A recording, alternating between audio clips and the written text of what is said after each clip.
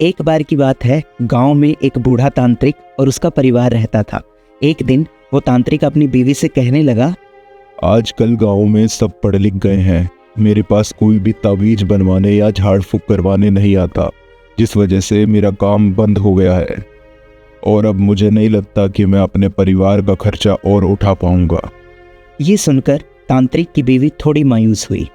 अगले दिन तांत्रिक ने अपने बेटे और बहू को बुलाया और तांत्रिक अपने बेटे से कहने लगा, बेटा, तुझे तो पता ही है कि आजकल गांव में से कोई भी मेरे पास झाड़ फूक करवाने या ताबीज बनवाने नहीं आता, जिस वजह से मेरा काम बिल्कुल बंद हो गया है। अब मैं तो तुझे यही कहूँगा कि तू भी कोई ना कोई काम शुरू कर ले, नहीं तो मुझे नहीं लगता कि मैं अकेला ये घर खर्च उठा पाऊंगा। ये सुनकर तांत्रिक का बेटा बोला, हाँ पिताजी, मुझे भी यही लग रहा था कई दिन से कि मैं कुछ काम शुरू कर लूँ, पर क्या करूँ, बचपन से मैंने आपको यही काम करते हुए देखा है और मुझे भी सिर्फ ये झाड़ फूक का काम ही आता है। पर इस गांव में तो ये काम चलेगा नहीं, तो मैं सोच रहा हूँ कि कहीं बाहर जाकर इस काम को ही कर लूँ। ये सुनकर तांत्रिक बहुत खुश हुआ। अगले दिन जब उसका बहू और बेटा जा रहे थे तो तांत्रिक ने अपने 2 गधों में से एक गधा उस बेटे को दे दिया और कहा कि इस गधे पर अपना सामान रख लो और चले जाओ। साहिल और उसकी बीवी घर से निकल गए।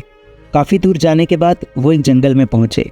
देर भी काफ़ी हो चुकी थी तो साहिल ने अपनी बीवी को कहा, देखो देर बहुत हो चुकी है, मैंने और तुमने पूरे दिन से कुछ खाया भी नहीं है, हम लोग थक गए हैं। ऐसा करते हैं, आज रात जंगल में इस पेड़ के नीचे आराम कर लेते हैं, कल सुबह होते ही आगे बढ़ेंगे।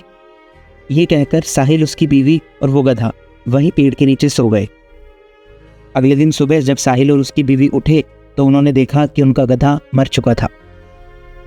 ये देखकर साहिल बहुत दुखी हुआ और बोलने लगा, हे भगवान, पिताजी ने एक चीज़ दी थी मुझे और उसका भी मैं अच्छे से ख्याल नहीं रख पाया।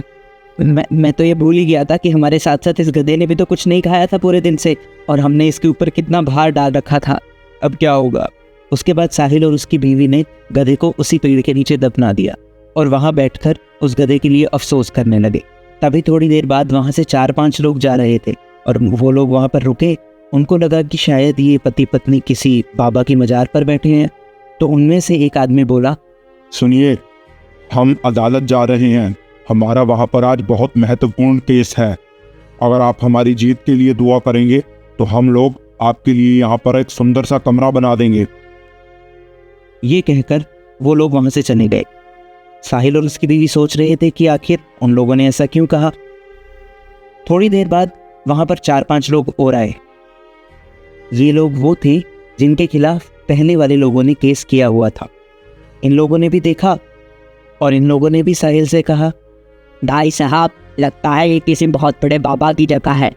अगर आप हमारी जीत के लिए प्रार्थना करेंगे यहाँ और हम केस जीत जाएंगे तो हम आपके लिए यहाँ पर बहुत सुंदर कुटिया बना देंगे। ऐसा कहकर वो लोग वहाँ से चले गए।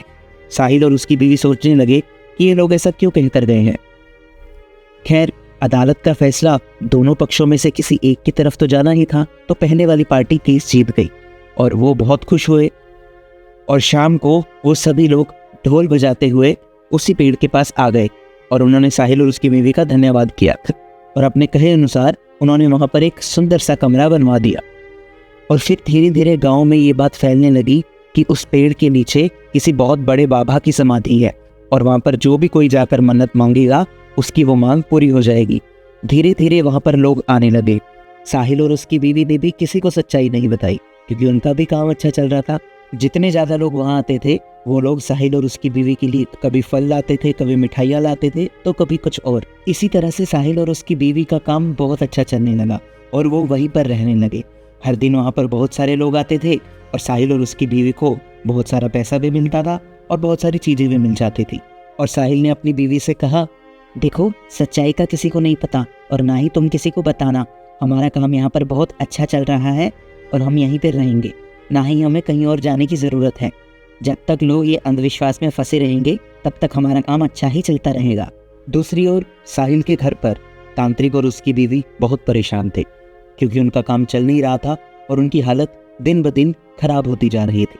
तो तांत्रिक ने अपनी बीवी को कहा, अरे सुनो, अब तो हमारा काम बिल्कुल ही बंद पड़ गया है, ऊपर से मेरी उम्र भी हो गई है, दिन ब दिन हमारी हालत बदतर होती जा रही है। समझ नहीं आ रहा कि मैं क्या काम करूं, कैसे ये घर चलाऊं।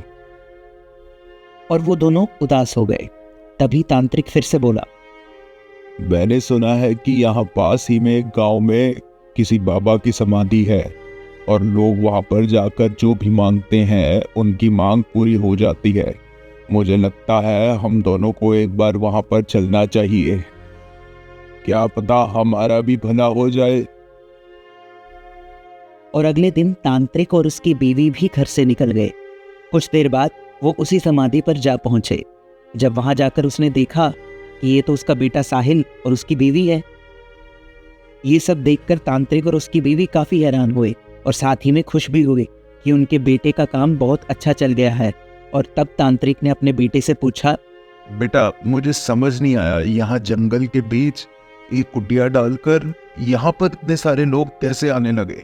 तब तांत्रिक के बेटे ने कहा, पिताजी ये सब तो आपकी वजह से ही हुआ है, आपने ही मेरा काम खुलवाया है। ये सुनकर तांत्रिक बोला, बेटा तुम क्या कह रहे हो, मुझे कुछ समझ नहीं आया। तुम साफ साफ कहोगे आखिर ये सब हुआ कैसे। तब तांत्रिक के बेटे ने तांत्रिक को सच्चाई बताई और कहा किस तरह तांत्रिक द्वारा दिए गए गधे की समाधि को लोगों ने किसी बाबा की समाधि समझ लिया और वहां पर आकर मन्नत मांगने लगे। और जिस किसी की भी मन्नत पूरी हो जाती थी वो गांव जाकर अफवाह फैला देता था कि इस समाधि पर मन्नत मांगने से मन्नत पूरी हो जाती है। ये सब सुनकर तांत्रिक बहुत खुश हुआ और उसने अपने बेटे से कहा, बेटा मैंने तुम्हें कहा था ना, जब तक इस दुनिया में अंधविश्वास रहेगा तब तक हम जैसे लोगों का काम चलता रहेगा।